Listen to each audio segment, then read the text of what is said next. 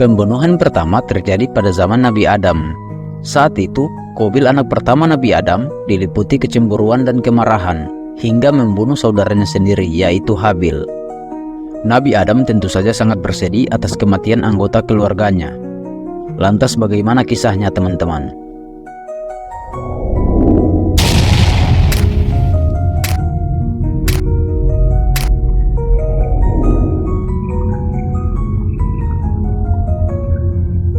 Bismillahirrahmanirrahim. Assalamualaikum warahmatullahi wabarakatuh. Alhamdulillahi wahdah wassalatu wassalamu ala rasulillah.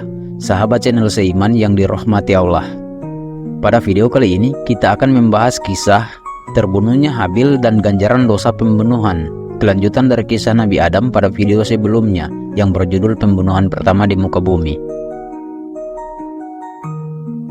Telah kami ceritakan runtutan peristiwa dari pembunuhan pertama. Pada saat itu, Qabil tidak terima karena saudara perempuannya yang sangat cantik malah dinikahkan dengan Habil. Sedangkan ia sendiri disuruh menikahi adiknya Habil yang kurang cantik. Akulah yang berhak menikahi kembaranku yang cantik itu. Begitulah pemikiran Qabil. Qabil protes dengan perintah Allah yang dinilainya tidak adil. Menanggapi protes Qabil itu, Allah lalu memerintahkan mereka untuk mempersembahkan kurban. Kurban itu dilakukan sebagai bukti ketaatan dan kesungguhan mereka pada perintah Allah. Ketika itu Nabi Adam merasa gembira karena kedua putranya mau mempersembahkan kurban pada Allah. Namun Allah ternyata menerima kurban Habil, sedangkan kurban Qabil ditolak. Marah akan kenyataan yang telah terjadi, Qabil lantas berkata kepada Adam, "Kurbannya Habil diterima karena engkau mendoakannya, tetapi engkau tidak mendoakan diriku."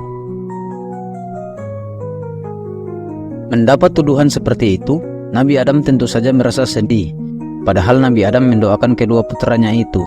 Dan padahal kurban Qabil tidak diterima karena ia memberikan kurban yang asal-asalan, serta tidak mengusahakan yang terbaik. Singkat cerita, Qabil diliputi kemarahan besar dan membunuh Habil dengan tangannya sendiri.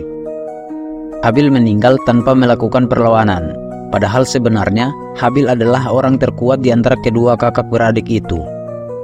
Habil menahan diri dari perbuatan dosa dengan tidak melakukan perlawanan. Hal ini pernah diriwayatkan oleh Ibnu Abbas.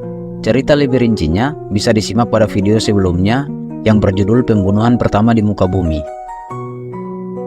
Teman-teman, kalau kita simak lagi ceritanya, rentetan kisah ini tidak akan terjadi jika sejak awal Qabil taat menerima perintah Tuhannya.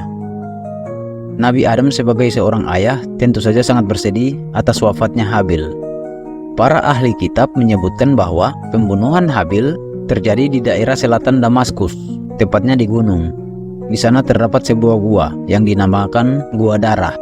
Gua ini dikenal sebagai tempat Qabil membunuh Habil. Mengenai kebenarannya, wallahu alam.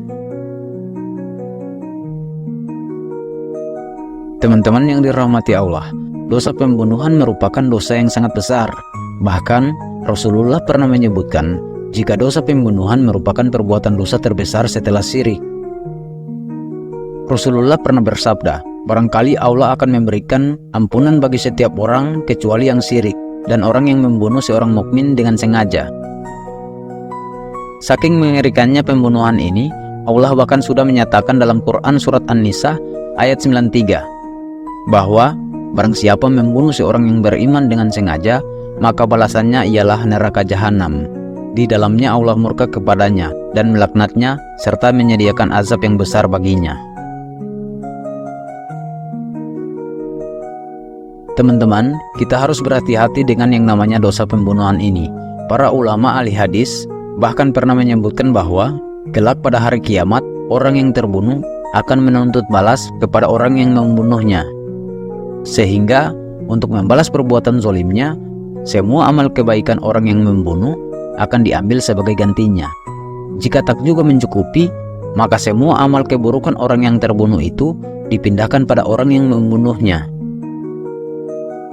Amal kebaikan yang bertahun-tahun telah dikumpulkan bisa lenyap untuk menebus satu kezoliman dari perbuatan pembunuhan. Apalagi kebanyakan tindakan pembunuhan ini disebabkan oleh emosi yang memuncak sesaat. Oleh sebab itu, kita mesti belajar mengelola emosi saat sedang marah, karena iblis suka pada orang yang gampang marah. Kalau kita lihat kembali pembahasan pada video tentang sumpah iblis untuk menyesatkan manusia, terbunuhnya mukmin karena mukmin lain bisa membuat para iblis bersorak bahagia. Sekian video kali ini, semoga bermanfaat dan bisa menjadikan kita pribadi yang lebih baik lagi. Insya Allah kita bisa terus istiqomah dalam belajar. Sampai jumpa di video selanjutnya.